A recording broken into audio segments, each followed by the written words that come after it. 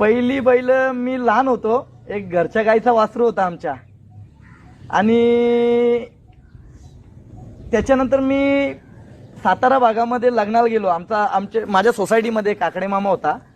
त्याचा खूप मला हे होता, म्हणजे मी लहान होतो, वयाच्या 14व्या वर्षी. मला बोलतोय, बाळा तू माझ्या मुलीच्या लग्नाला आहे. तर मी त्याच्या मुलीच्या लग्नाला गेलो साताऱ्याला, काकडवाडीला. तर तिथे मला एक वासरू आवडला, व्हाईट होता, सफेद दुधाती आणि खिलार होता. तर मी बोललो, मामा मला हा वासरू देणार का?